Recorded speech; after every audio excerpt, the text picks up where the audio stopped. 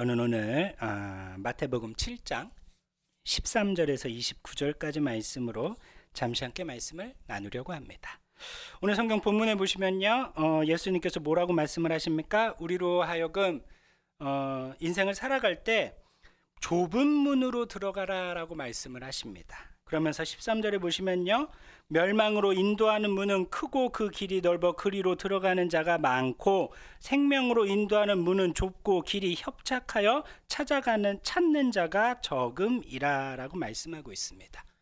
자, 주님께서는요, 우리로 하여금 좁은 문으로 들어가는 인생을 살으라라고 말씀을 하십니다. 쉽고 넓은 그런 넓은 길로 가지 말고 좁은 문으로 들어가라라고 말씀을 하십니다. 그러면 되게 고된 길로 가라는 거구나, 이렇게 말씀을 하시는 것 같죠. 근데 우리는 좁은 길과 큰 길이 무엇인지를 이 말씀으로는 도저히 알 수가 없습니다. 자, 그러면 우리가 이것에 대해서 보다 더 자세히 알 수 있는 게 바로 뭡니까? 그 다음에 나오는 15절에서부터 27절까지의 말씀을 보시면 좁은 문과 넓은 문이 무엇인지 그것에 대해서 우리는 알 수 있다라는 겁니다. 자, 오늘 그리스도인으로 살아갈 때 많은 사람들이 어떻게 살아갑니까? 하나님의 능력을 행하면 그것이 잘 사는 인생인 줄 알고 있다라는 거예요.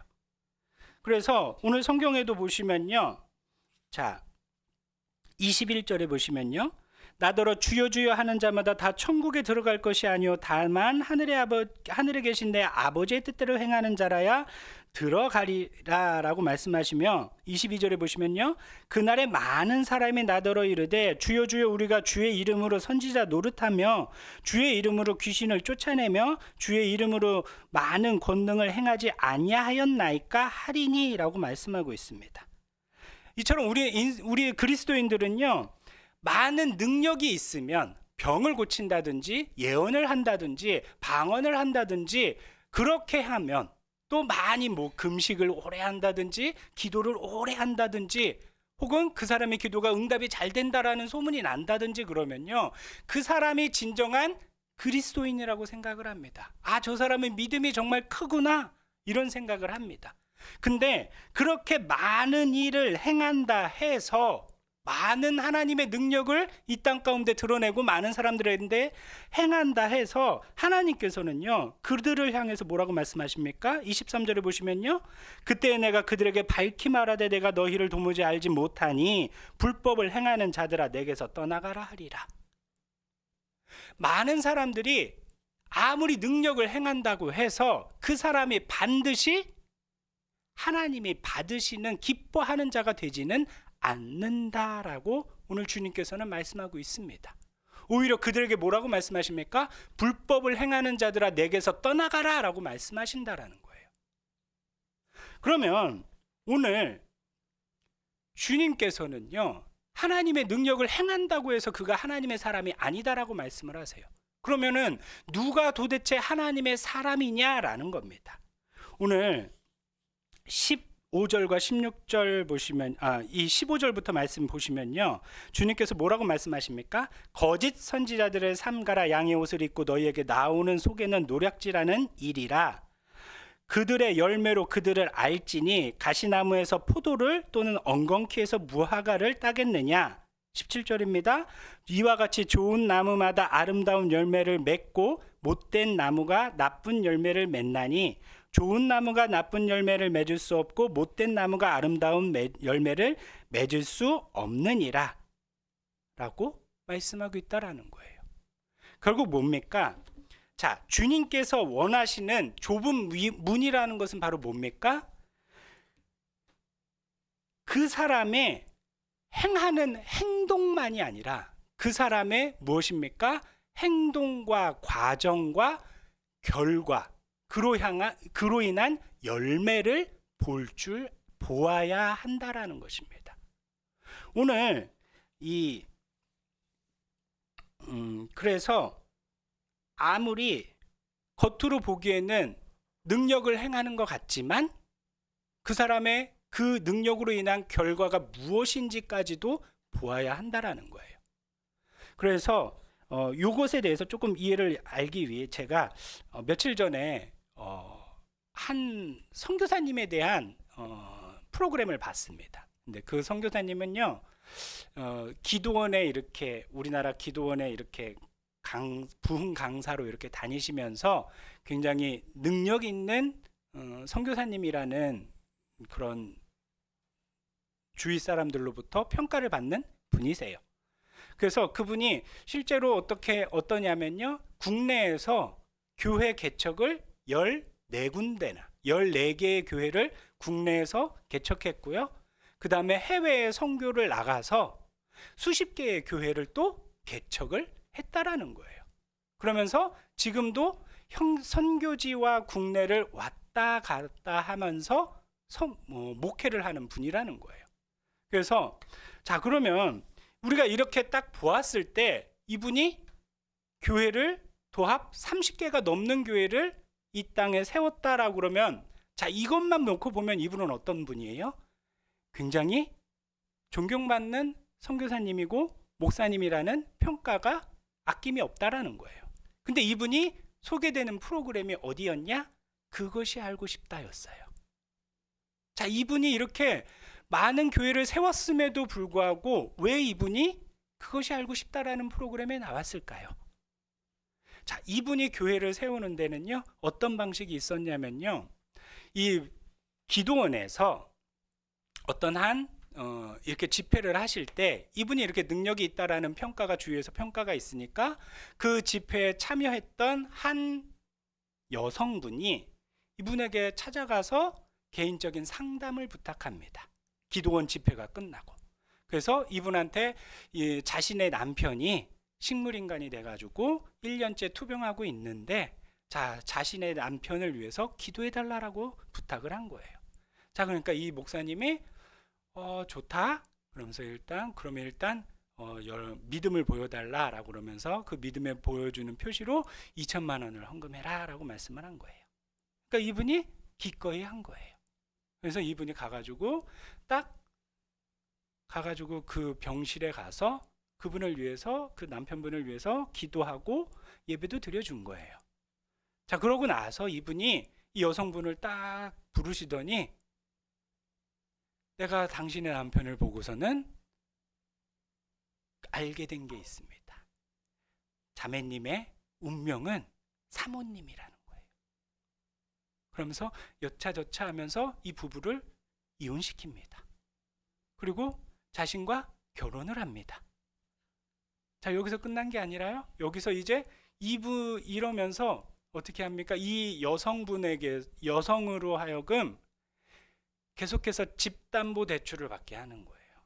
그래서 이 여성으로부터 결과적으로 2억 9천만 원이라는 돈을 받았습니다. 그러면서 이분이 이 돈으로 선교지의 교회도 세우고 그런 거예요. 그러기 위한 목적이라고 그러면서 그 돈을 받은 거예요. 자, 근데 결과적으로 어떻게 됐냐면요, 이 여성분은 이 선교사님을 만난 지 1년 후에 자살을 했어요. 그 많은 빚을 지고 또 이 선교사님이 이 여성분한테 기도원을 하라고 한 거예요. 그러면은 자기한테 빌려준 그 모든 돈이 기도원을 하면 잘 될 테니까, 자기가 기도원 전문가니까 기도원을 지어서 운영을 하게 되면 그 빚을 다 탕감하게 될 거다. 그러면서 기도원을 짓게 하고서는 그 운영을 이 여성한테 떠넘긴 거예요. 그러다 보니까 이 여성분은 2억 9천이라는 빚도 졌는데 기도원 운영을 하면서 계속해서 빚을 지다 보니까 이 남편과 이혼을 했지만 이 남편은 여전히 아이들도 있고 남편은 병중에 있잖아요. 그러니까 거기에 대한 돈도 들어가게 되고, 이 해외에 있는 선교사님은 계속해서 또 돈을 요구하니까 거기에도 또 돈이 들어가게 되고, 또 그러다 보니까 결국에는 우울증이 와서 나중에는 결국에는 자살을 하게 되었다라는 거예요. 나중에 알고 보니까 이 선교사님은요, 이 여성 부인이 이 여성 혼자가 아니었어요. 선교지에 여러 명의 부인이 또 있는 거예요. 자, 우리가 겉으로 봤을 때는 이분에 대한 평가가 교회 30개를 세운 굉장히 놀라운 믿음이 신실한 목회자고 선교사다라고 평가를 하지만 이분이 교회를 세우는 방식은 어떻습니까? 다른 사람의 재산을 착취해서 그 일부, 그것을 다 교회를 짓는 데 쓴 것도 아니고 일부만 교회 선교지에 가서 교회 짓는 데 쓰고 나머지 대부분의 돈을 자신의 유흥을 위해서 사용했다라는 거예요. 오늘 이분이 겉으로 보기에는 어떻습니까? 교회가 30개를 세운 선교사님이지만 이분이 맺은 열매는 무엇입니까? 다른 사람의 불행과 죽음이었다라는 거예요. 이 말씀에 따르면, 오늘 성경 본문의 말씀에 따르면 이 선교사님이 겉으로는 굉장히 하나님 앞에 거룩하고 위대한 일을 한 것 같지만 이 선교사님을 통하여 맺게 된 열매는 죽음이었다라는 거예요. 불행이고 고통이었다라는 거예요. 한 사람의 인생이, 아니 한 가족의 인생이 나락으로 떨어지는 그런 결과가, 열매가 이 선교사님이 맺은 열매라는 겁니다. 오늘 많은 사람들이 하나님의 능력을 행한다라고 행하면서 많은 일들을 합니다. 그러면서 그들을 보면서 굉장히 믿음이 신실한 분이라고 평가를 합니다. 하지만 우리는요, 이 평가가 하나님의 능력을 행한다고 해서 그 사람이 믿음이 신실하다라고 평가하는 것이 아니라 그 사람이 그것을 행함을 통하여서 맺게 된 열매가 무엇인지를 살펴보아야 한다라는 거예요. 그 능력을 행해서 개인의 부가, 자신의 부만 늘어난다든지 그 사람의 그 능력 행함을 통하여 다른 사람이 고통받고 있지는 않은지를 우리는 살펴볼 줄 알아야 한다라는 거예요. 왜 좁은 문입니까? 단지 세상 가운데 하나님의 능력을 나타내고 하나님의 이름을 나타냈기 때문에 좁은 문이 아니라 이것은 너무나도 쉬워요. 사기를 쳐도 하나님 이름으로 하면 이름이 세상에 드러나잖아요. 하지만 오늘 주님이 진정으로 원하시는 좁은 문이라는 삶은요, 하나님의 이름을 드러내는 그 과정과 결과와 열매가 아름답고 선한 과정과 결과와 열매를 맺기를 바라신다라는 거예요. 그래서 오늘 뭐라고 말씀을 하십니까? 좋은 나무마다 아름다운 열매를 맺고 못된 나무가 나쁜 열매를 맺는다라는 거예요.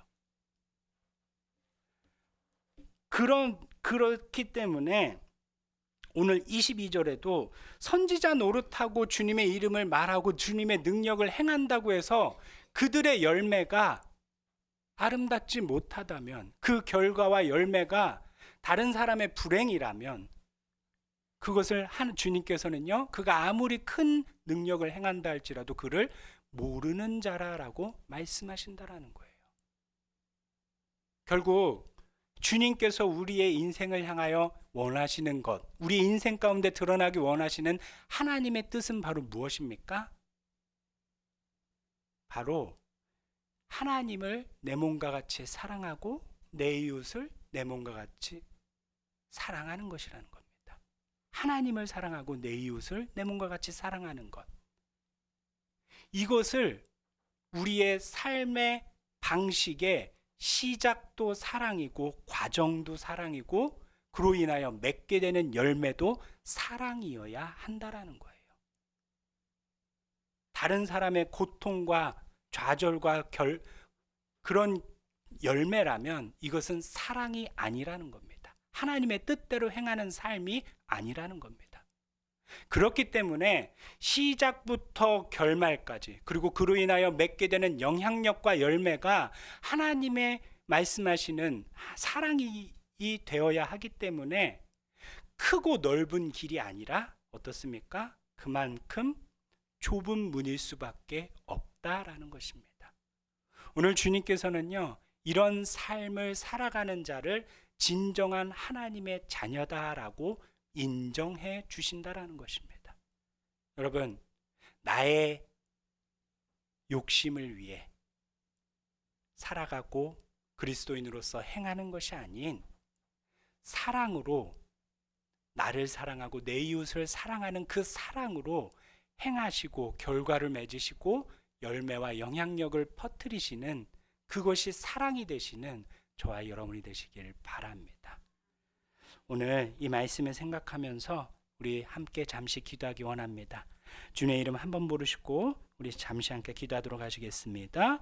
주여.